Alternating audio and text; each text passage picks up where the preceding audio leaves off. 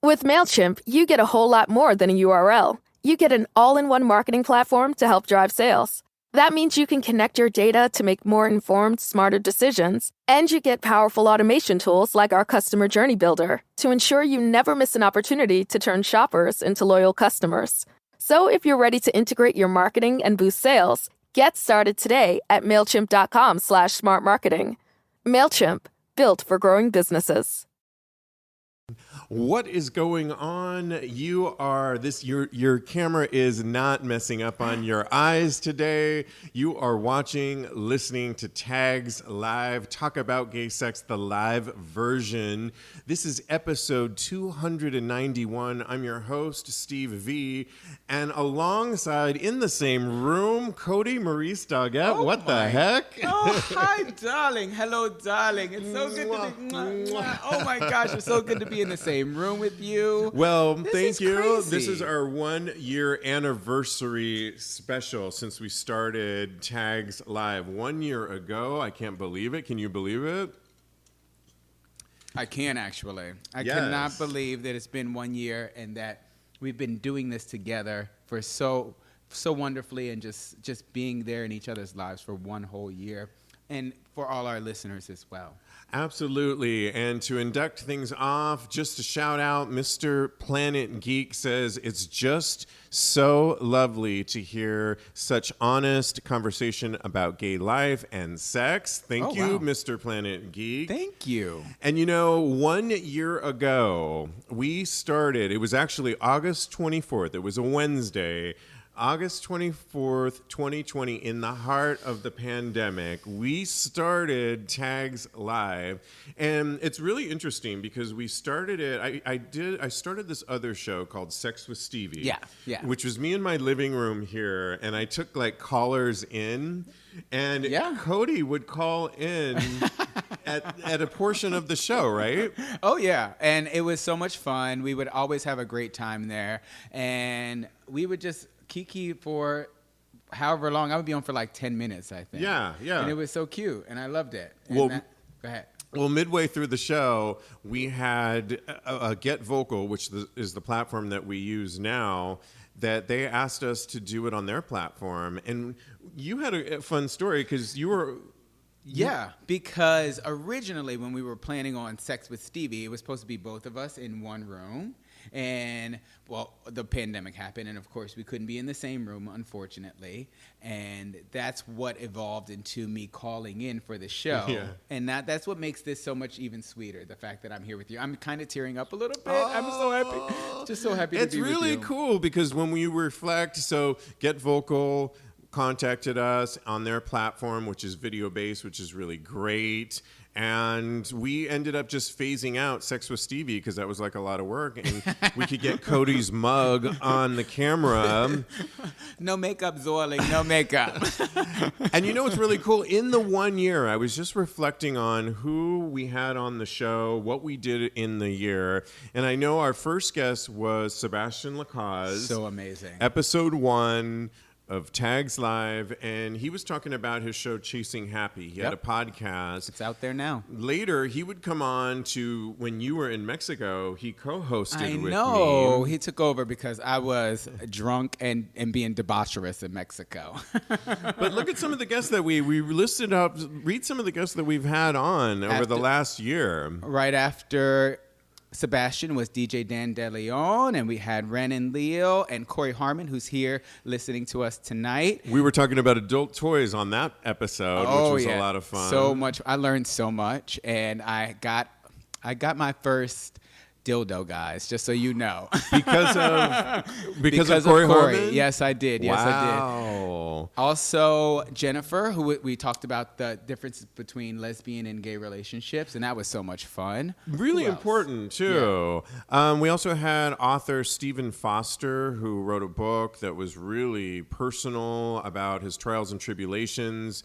And such a great book. I can vividly remember when he was on. Mm-hmm. And then we had this. Now we're talking about the heart of the pandemic. Last summer, we had a guest that put his money and his art to work. Brian Bennett came up with a portable glory hole, which He actually gave me one. I have here. I thought it would be hanging right here. It should be as our backdrop, to be honest. With a dick hanging through it. Yeah, right? We could have we should have all our special guests throughout the hour, and we could just be like, now whose guest dick is this? That would be fun. That would be a lot of fun. That would actually be a fun game. Or stick pin the dick on the guest. That we could play that. We could play that, but what if you played it with your friends where you put it up and you just had to guess whose dick it was. I have to be really drunk for that. And if you win, you get to suck that dick. Oh.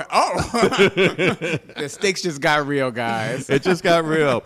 Other guests that we had Finn Deerhart on our show, Kevin Thomas, my former trainer, Alejandro Terrazas, and who was our other guest that has a special... We had Lincoln on, and it was so sweet. He was our third host, and it was so amazing. And we need to have him back on. And shout out to Lincoln, our other co-host. It's his birthday today, so happy birthday, Lincoln. Yeah. So we had some fun times throughout the year. One of them I can vividly remember where we took advantage and went to upstate New York, kind of by... What part of New York is that? Boyceville. Boyceville. It's in upstate. It's near Woodstock. Thank you. Yes. And we decided and we rented this Airstream by the stream. It was scary, y'all. It was really scary, but it was a lot of fun. And we thought it would be fun to Airstream our show on that episode. And it was a bad idea because the Wi-Fi was really poor. Yeah. And we're in this old in Airstream. an Airstream, you can imagine. Yeah, and it didn't work. We had to cancel that episode. But it was still fun. It was an experience. We didn't get mauled by a bear. So there's that. So I also was in LA earlier this year and streamed from my friend's house in LA, and that was a lot of fun. Much fun. I remember trying each week, because I was there for like a month, different rooms to see which one. Oh, yeah. And knowing that all I had was one little ring light and trying to time the day and the house where I wanted to be featured on. Yeah. It was a whole hot mess. Well, you looked great every single time. I had to tell you. Thank you. But we also talked about disability and sex with friends of yours. With my friend Erica and her husband Jay. That was so good. I love talking to them about that. And we got a lot of people that wrote in about that episode. So really important. Really more stuff that we kind of want to keep going on. We also introduced our segment called Thirst Trap from... My favorite, y'all. Yeah. And that's a little later. It's a segment we started where we talk about straight up gay porn, puts up 13, sometimes 20, sometimes 18 different porn stars, and they have either a video or the hottest pick of the week, and it's our job to vividly, descriptively describe to you all. And I love that segment that we keep going on with. I mean, I look forward to it every single week. It's my favorite segment that we do. Just letting you know, never get rid of it because absolutely. I love the thirst trap, and I post lots of thirst traps. So I'm a thirst trap aficionado. So you are. Oh, he really gets into it. Seeing how he got into it in this room today on how he carefully curates the right one is really amazing. We have to shout out to Will Tantra, who was on our show as well, a more recent guest. Again, so informative. Who taught us how to squeeze our basically Kegel exercises. And I'm doing them now again. I'm doing them now too. Remember, squeeze 9 times, and then on the 10th one, hold it really long, and you're guaranteed bigger squirts and bigger shots of cum. And who doesn't want that? This is the show where I learned, hello, darling. I say that because it's something from RuPaul's Drag Race, and it always makes me feel really comfortable. So that's why I say that. I love that. Yeah. We also got Kodi to reveal more maybe than he wanted to reveal ever. Always. How do you feel about that? I enjoy it once because it's really cathartic to get things off your chest. Yeah. But in the moment, I'm like, I cannot believe Steve is doing this to me right now. Just like right now, actually. Well, the reason I know it was okay is because I once asked you, is it okay if I post this segment the next day? And you said, anything I say on the show, you can repost because I stand by everything I say. Exactly. And that's when I knew I had a great host, is because he stands by what he puts out there. and he's a man of his word. And so cheers to that. Likewise. Cheers again. Cheers to that. Absolutely. We're going to be a little bit intoxicated We are. by the end of this show. Kodi also dated during our show and got a boyfriend. You know what? I'm a little bit upset that I didn't actually get to go on dates on the show. Like, we could have had that. It was a pandemic, though, the heart of the pandemic. Well, I guess. I guess we were just finding reasons that we could have did a dating program for you. We can do that for you now. We could, but if I recall, I dated somebody during the pandemic that was my neighbor down the hall. Oh, if yeah. you can believe it, if you all remember that. And I'll never forget, he was watching one of the episodes, and I don't think he liked something I said on the show, and broke up with me after the episode. And I was like, "Are you serious?" Like, and it wasn't even anything that was like true. It was, he just made up something. Wow. We ended up becoming friends, Okay, thank goodness, Yeah. and made it work that way. But it was kind of crazy to date your neighbor and see how that goes. Well, I don't recommend it. I hope my boyfriend's not watching right now because I think he is, isn't he? I don't he might know. be. We'll see. Yeah. We also, you got a microphone. We have 3 of them in front of us today. I know. But It's a press conference. I feel like Michelle Obama on this stage right now. I'm like, Eva Perón. da, da. We sing all the time We on the show. always too. sing. It's Don't cry for me, Argentina. Yes. We had so many changes and things happen in this year, and it's been an amazing year. And I think, what's your favorite thing, if you had to summarize the year of doing this show, that's been your favorite thing? I just love being on camera and just being able to express my views and actually get into things with you. The Vulnerable Voices is probably my favorite segment, honestly, because it allows me to be really open and raw with people. And specifically the one where I talked about my experience with my uncle, because that was really, really Hawaii, vivid yeah. and real in Hawaii, yeah. And it really was something that was affecting me in the moment, and Yeah. I know it's probably affecting so many other people.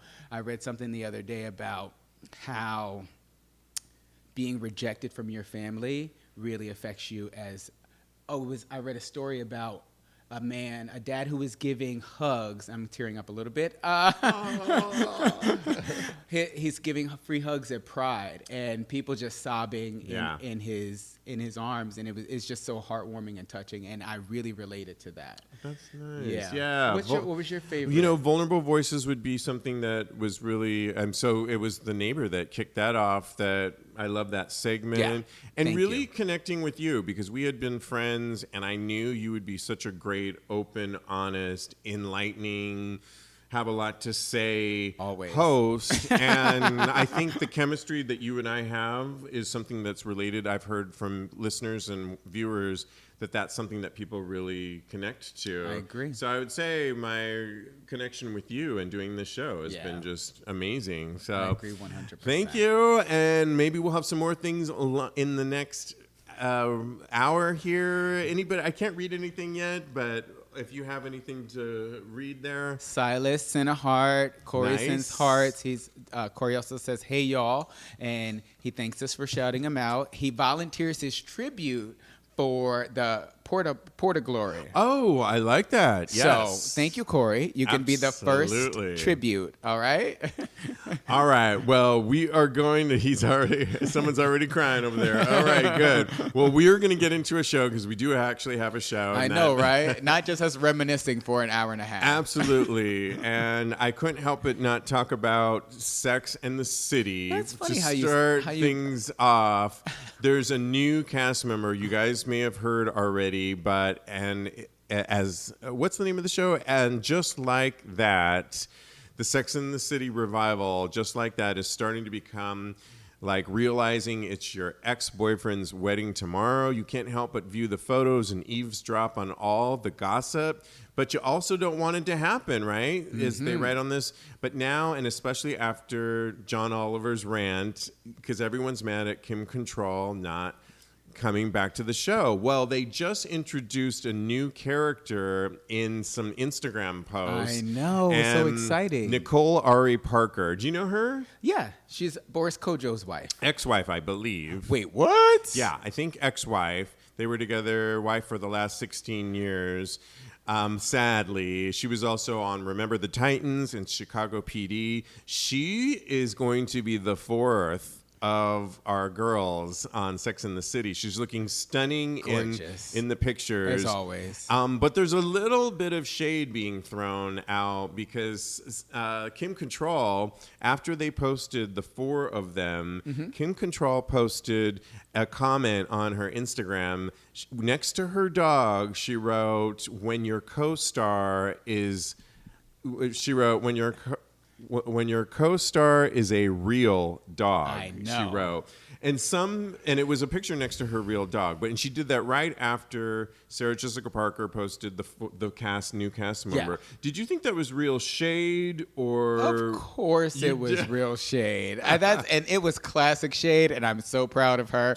I think that it wasn't directed at Nicole at all. I think it was directed at Sarah Jessica Parker because they just do not get along in any form or fashion.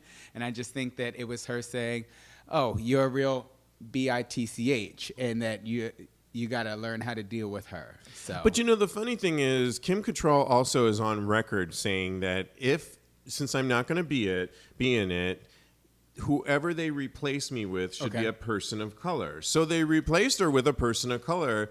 Why is she throwing shade on that? She should just let that woman have her moment, and because it could sound like she's throwing shade at this new actress. I agree with you. I think that she probably should have clarified. Well, I don't think that she even could really clarify and let people know who she was specifically talking about, because then it wouldn't be shade. It would be her talking shit, basically. Yeah, right. So I think that this was perfect light shade, and we all know who she was talking about. And then real quick, how are you feeling about this reboot? Are you here for it? Are you like a lot of people could care less? I'm a little skeptical, but I can't wait to see it. I'm going to be tuning in, of course. Me too. Yeah? Yeah, I'm totally. And I think like all friendships evolve. Oh, for sure. And you have new people come in. I mean, it reminds me of our show when I started this 4.5 years ago. It was Jeremy Ross Lopez, myself, and then we brought in a third host at the time. And that person stayed on for a while until he didn't stay on anymore. And then we introduced Lincoln to the Let me sip my tea. And just to show you how people are not very good with change when it comes to things like shows and stuff like that. I was just on Fire Island. I was just talking about it, working a pool party. And I was working it.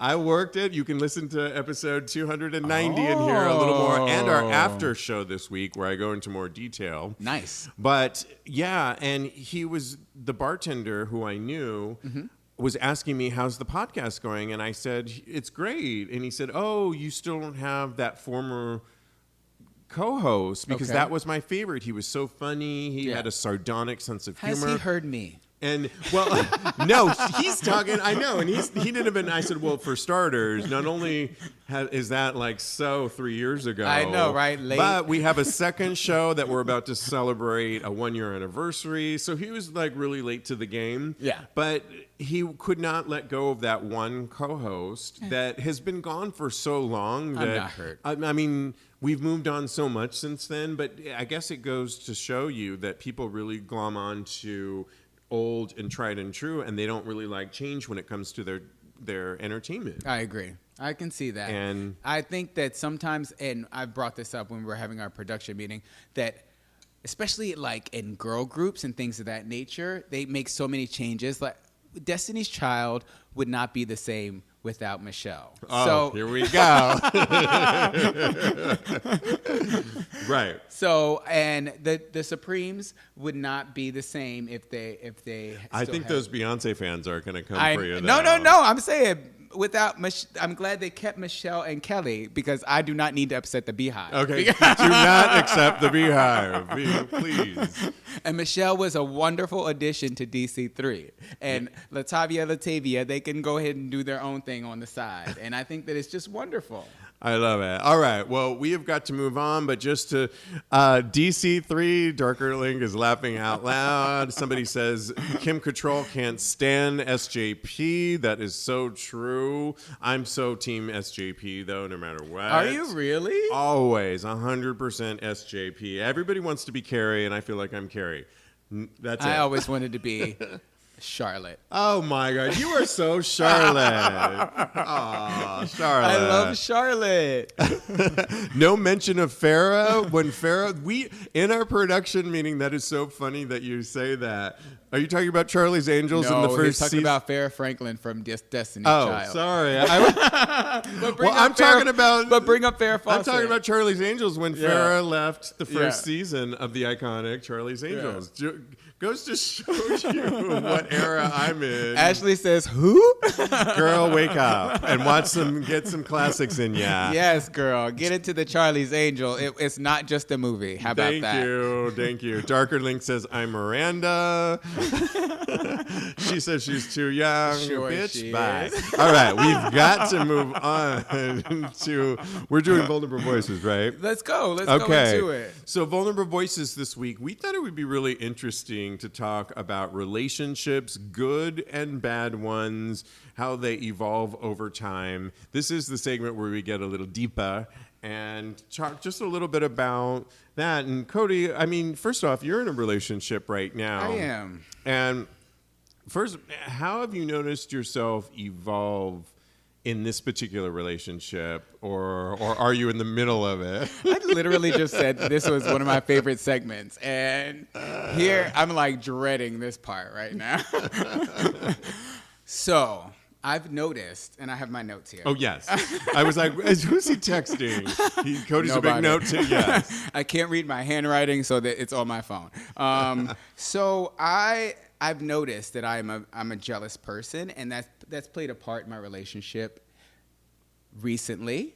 And I used to not think that it was a bad thing, honestly, because it showed me that person cared about me. But now I'm starting to realize how harmful it can be to your relationship. So being in a relationship has taught me so many things about how jealousy can affect you and how it can really, really be a detriment to your growth in a relationship. And it's funny because that was one of my early lessons in one of my long-standing relationships here in New York was jealousy as well. I think it's probably a lot of people's, but you said something key. It affects you and them. Yeah.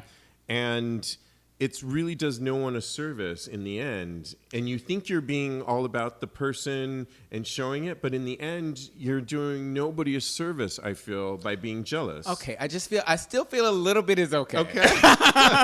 Everything in moderation, just a little bit. Because then I feel like when I get jealous, then it just ramps me up a little bit in order to kind of it gives me a little bit more fire in my loins as far as me wanting to be intimate with my partner, spend more time with my partner, things of that nature too. But I also realize that too much of a good thing is a bad thing.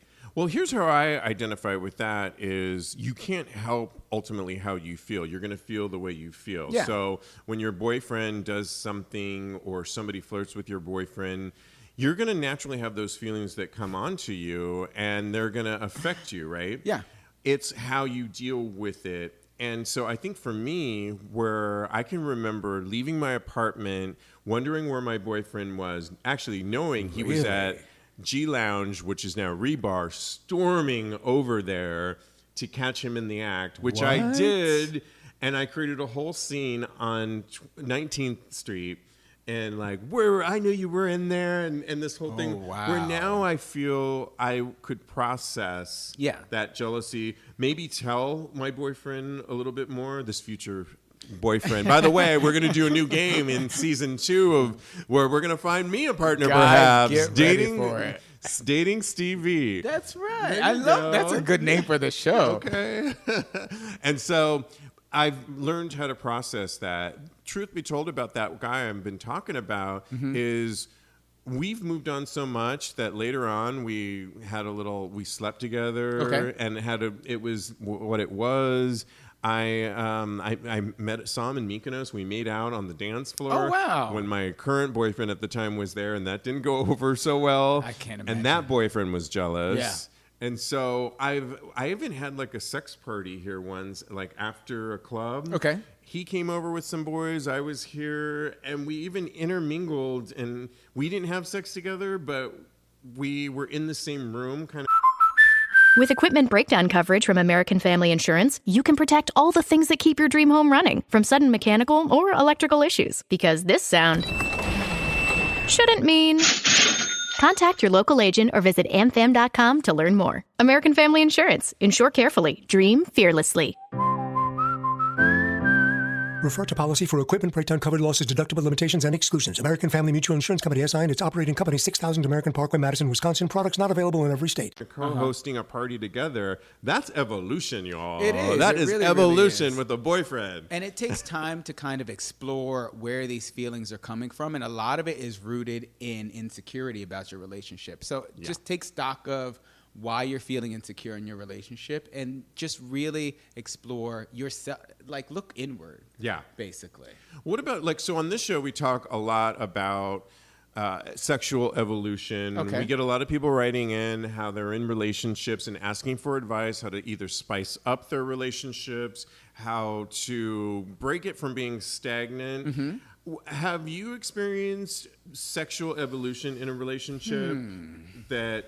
I know this is something that I want in a new relationship. Yeah. But I can tell when people are in relationships, it gets stagnant. I've not experienced stagnation in a relationship. However, I will say that I have evolved from being versatile to being a top. Being a versatile top. That's the only thing that I can kind of relate is that, to. though. Yeah. Because I've explored bottoming and enjoying it, and whether or not I do enjoy it. And sometimes I feel like a nut, Steve. Sometimes I don't. Yeah. More often than not, I feel like the topping is more comfortable and more. It pleasures me more. Yeah, I think whoever I date, I would hope, because it's not so easy to always bottom. It's not. And It really always is not. to be ready. And even getting ready for this show, we're like, what are we eating? Not that we were talking about bottoming, but there is a jockstrap party that we might go celebrate after this. Oh, we're definitely And going. I'm wearing my jockstrap. I don't know if I'm wearing one. I might not have one, but maybe I will. So just saying, but it is a big thing, and I think it could put a lot of pressure on if you're only had a top as one role and a total bottom in another. Obviously, there's other things you can do in the bedroom. Oh, for sure. There's romance. There's all kinds of things that you can do. Fraudage. But I love saying fraudage, by the way. Fraudage. Fraudage. I like that. It sounds like a breakfast. A brunch dish. It can be. I'll have some fraudage today with my mimosa. But yeah, I think that having somebody that would be open, and even with role play, is something that I'm looking for my show, Dating Steve V. I want to role play in any upcoming relationship that I go on, because I think role play is something that could be spicy. Like, can you imagine texting your boyfriend and being like, okay, so tonight it's Friday night, and I want you in some stockings and a maid. I'm making this up, but a maid, and pretend like you're and pretend like I walked into my hotel room and you're the maid, and you're still dusting and you're wearing these panties, and I caught you. And we get it on that way. That's a normal Friday night for me. I don't know why. I'm like, this is not out of the ordinary, because this is something that I plan on doing frequently and all. Like, so role play is a part of your current relationship? Not yet, but I do plan on incorporating it. I love it. What are the people saying here? So Corey is saying that all the NYC bottoms are like, damn, we lost a top at me. And Charles is saying communication is key in expressing your expectations. Yes, we talk a lot about communication on this show, and it sounds so easy, but it really is. And I think we're so scared to communicate to our loved ones, and that's crazy. It is. If you feel like you can't express yourself to your loved ones, then again, you need to explore what about the relationship is making you feel this way. Do you think it's about rejection, or that they're gonna wait? We didn't sign up for this to begin with, and it's fear of rejection. Fear, exactly. Fear in general. Fear in general. Rejection is part of it. I feel like fear, that you will lose that person if you express your true self, or this new side of you that maybe just you discovered too. Yeah, and so I think that's where it's based with me. Well, on that line, somebody wrote, I think Silas wrote, therapy. It's never too late for therapy, right? Yes, that's what Silas said. Sorry. Uh-oh. I know. Your Did boy- you just read it? He said, I'm in the stockings. Okay, that's fine. I'll be in the stockings. Oh, I love that. So Cody's boyfriend just wrote in and said he likes it, but he wants Kodi in the stockings. I love that. Being spontaneous is exciting as well. Absolutely. I think you just have to... Yeah, being spontaneous is. I'm not very spontaneous, though. I have to admit. I'm such a, as you can see here, I'm a planner and everything is lights, camera, action. Which is fine. Yeah. Which is totally fine. You learn parts of yourself and what works for you in a relationship. Yeah. I just read the other day that don't always expect sex to be spontaneous, because again, with a bottom, if you're a top that's dating a bottom, it's important that you know that bottoming takes some preparation. Right. Basically. So don't be spontaneous when I just had a burger. They just had a mac and cheese. Don't think that you're getting anything. I just wrapped up Chipotle and you're trying to be spontaneous and I'm the bottom? No. Not happening. Not on today. Not on tonight. Darker Link also says fear of rejection is so part of it because you don't want someone you care about to judge you. Yeah.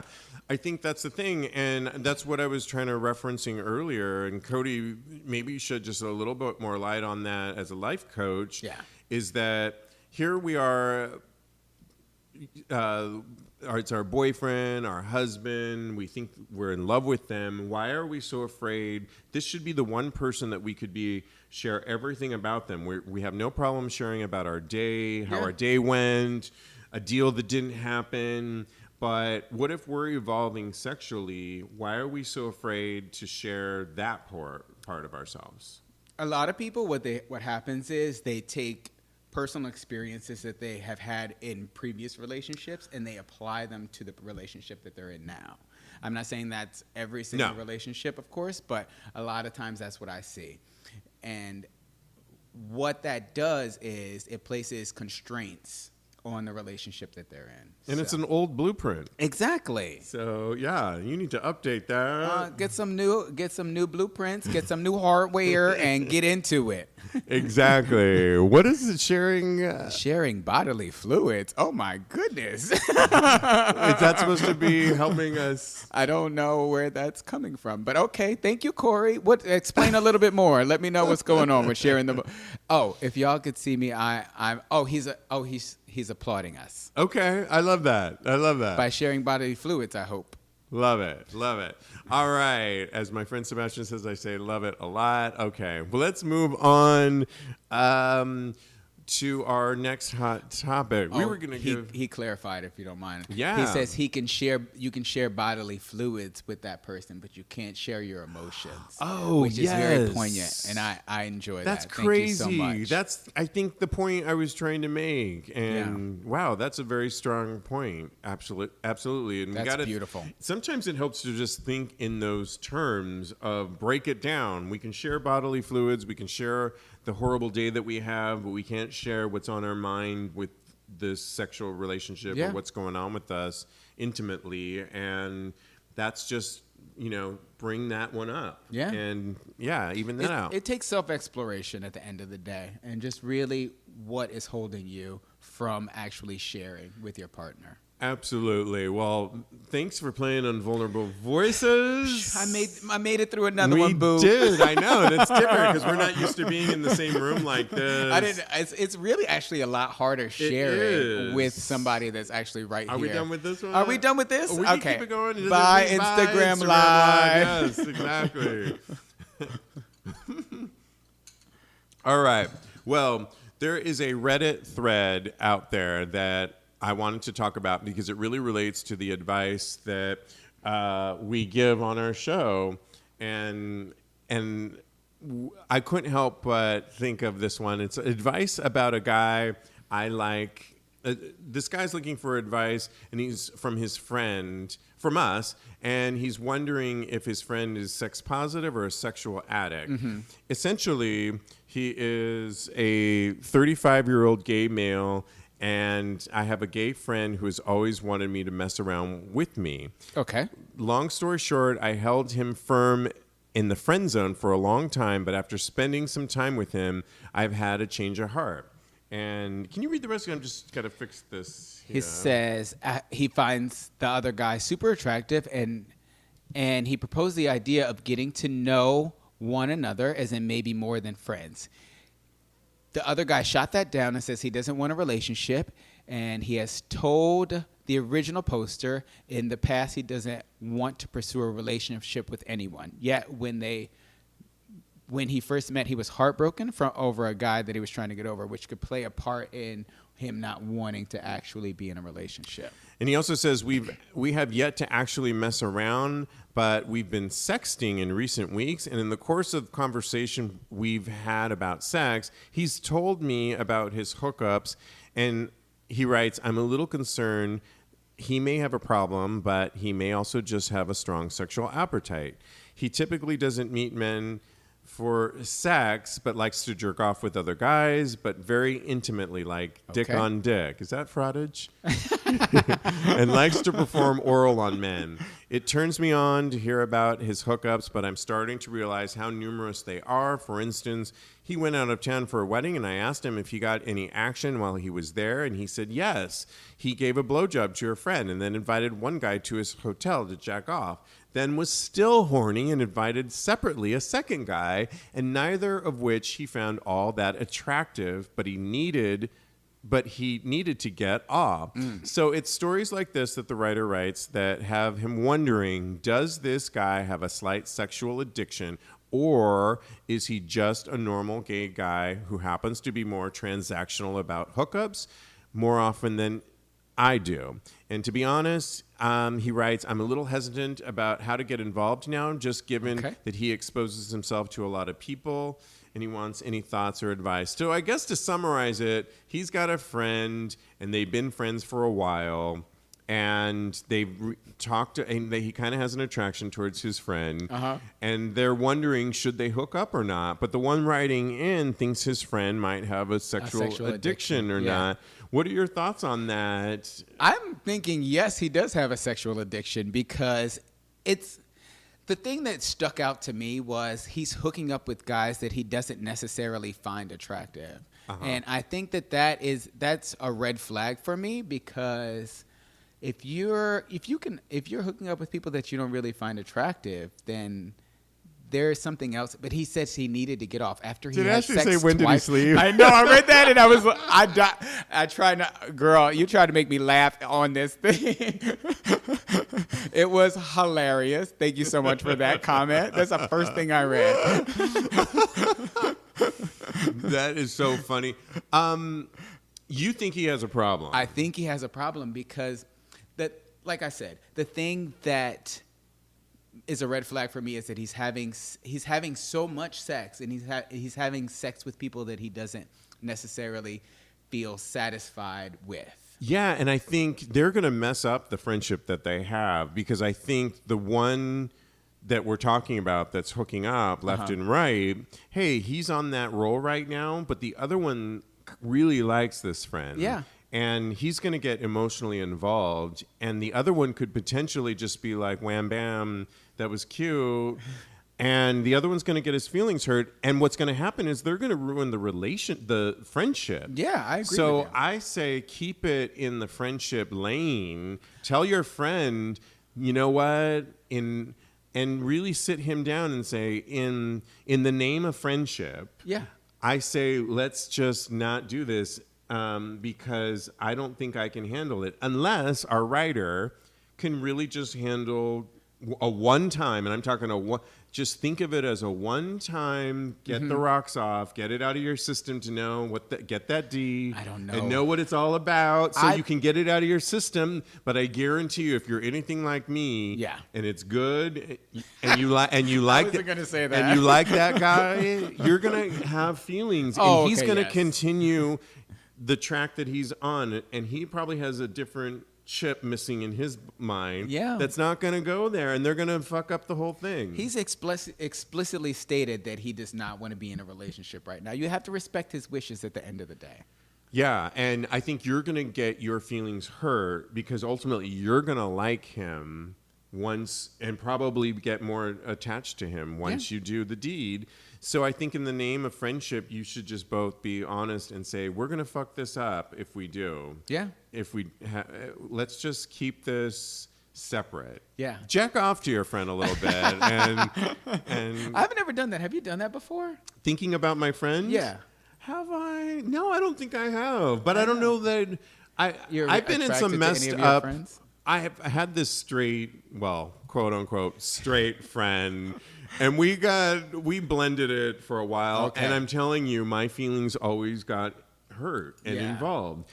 I've had a few of those types, actually, where they were straight and I had an attraction towards them. And I'm always the one that feels like my feelings get hurt. Yeah. And it doesn't end well for me. Because you develop that emotional attachment. And those are the types that will always, because they know they have a hold over you, they'll always be in your court and keep coming back because they like you too. That is deplorable. It is. It's horrible.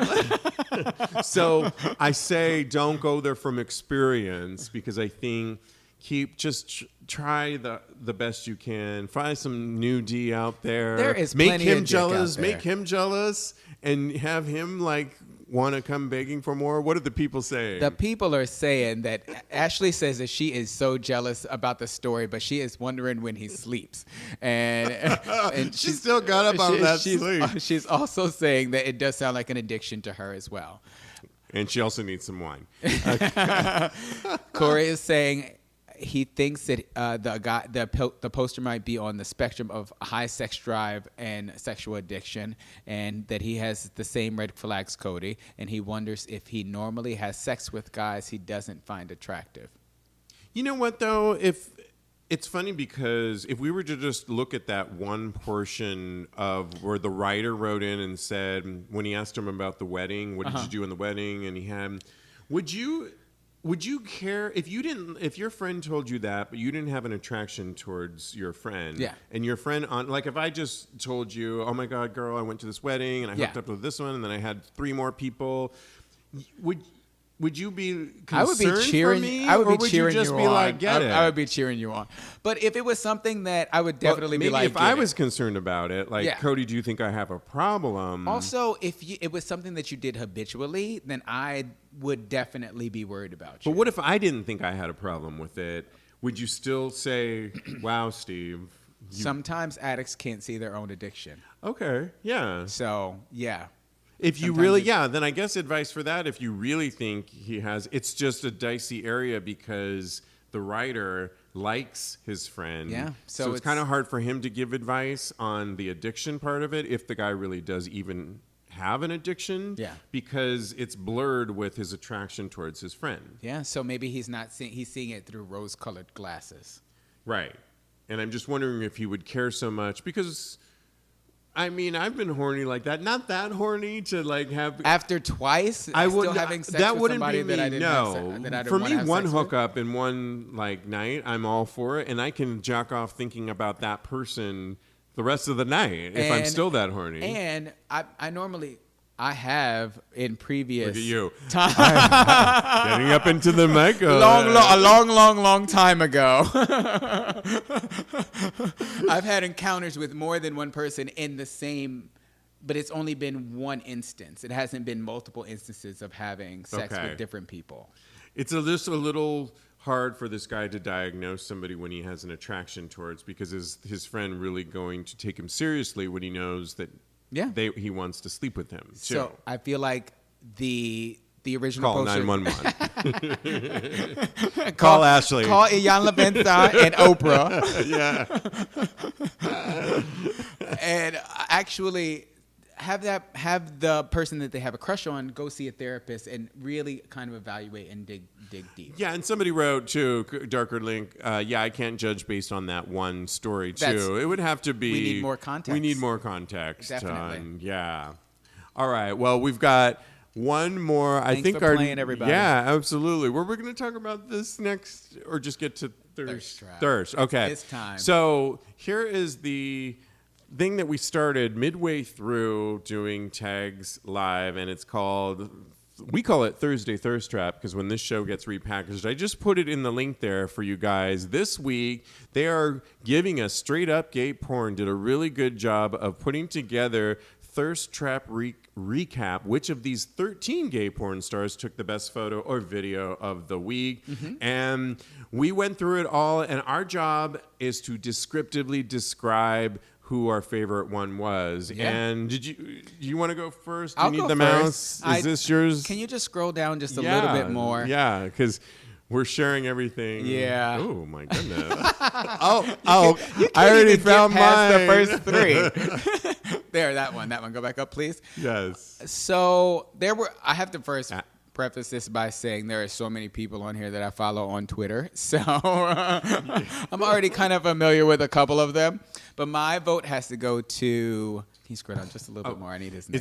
Is it this? Yep, Austin Avery. And I have to give it to him because I've seen his videos before, and he can take a dick like no other. And it's just, it's awe-inspiring. He's got a ring light behind him. Which is bad in this picture. You do not show the people. He looks so cute, though. I can tell you why this is so wrong. I know. After you told me. I know. I just love it. I think he's adorable. He's got a cute little smile on his face. He's got a peace sign up. He's got this long hair, and he's holding it back into a little man bun, and he's just nude, and it's so cute. No. Why are you judging me, girl? I mean, this is a judging category platform here. But okay, you picked Austin. Anything else you want to talk about it? How the backpack in the background? He's got a backpack and some nuts, I think, back there, too. I don't know what that is. He's got a good smile. I'll give him that. He's adorable. And I have to show you some videos when we get off. Okay? Thank you. And then you'll understand. I didn't have a chance, but I'm going to just go with Jamal Kingston right off the bat. It is awe-inspiring. I mean, Jamal is sitting in the woods somewhere on a hillside where I want to be right now. I didn't know you like a woodsy man. I mean, I like a that piece of wood there that is just as big as the branch next to him. That's just like, all you can see is that big branch of wood. It's gargantuan, and I'm thirsting after it. Hey, and that's the name of the game, right? He's trying to hide in there with his camo hat to fade into the woods there, and it's not hiding very much. I'll tell you that. I'm about to get my camo outfit on and blend into that wood. Oh yeah, you going right duck hunting? You're trying to get speared out there in the woods? I would like to get speared with that. Let me tell you, that's all I had. That's how I go through. That's what caught my eye, and I was like, oh my god, I could not help. What are the people saying? Jamal Kingston said Teddy. Oh, you picked Jamal too. Yeah, okay. This is Zaddy all day long. Okay, Teddy and I have the same taste. Have the same taste. Stop. You guys can't hang out together, basically. I love it. And then Corey says, get off. He says he couldn't resist. So I guess Corey agrees with you as well. Yes. I'll send you all links to Austin Avery's porn, so just so that you can experience what I've experienced. Well, thank you for playing with that game. And just so you know, we repackaged this. This comes out Thursday, and we want you to weigh in on our Thursday Thirst Trap. Let us know. We'll talk about it. We want to thank you for joining us on our 1-year anniversary episode of Tags Live. Wow, this has been such an amazing year, Kodi, and I feel like we're just getting started. I feel the same. Yeah. You're so talented to pour that into this. Barely, I don't know what we have so much going on here, just a little behind the scenes here. We normally have our own spaces. Yeah. And you've got your space.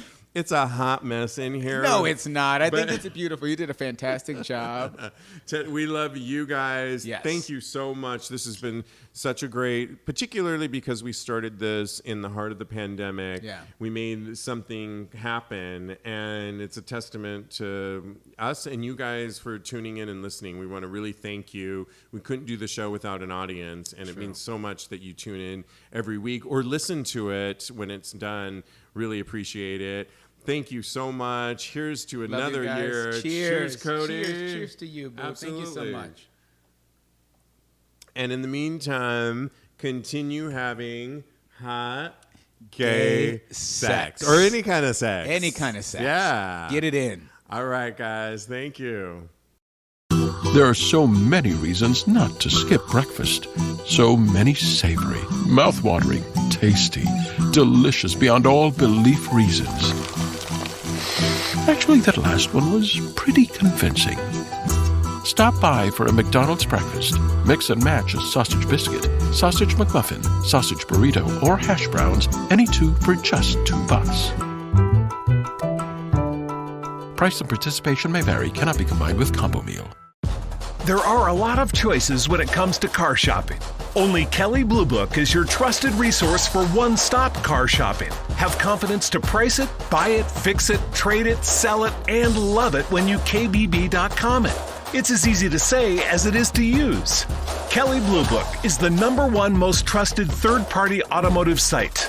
So no matter what your it is, be empowered to nail it at KBB.com.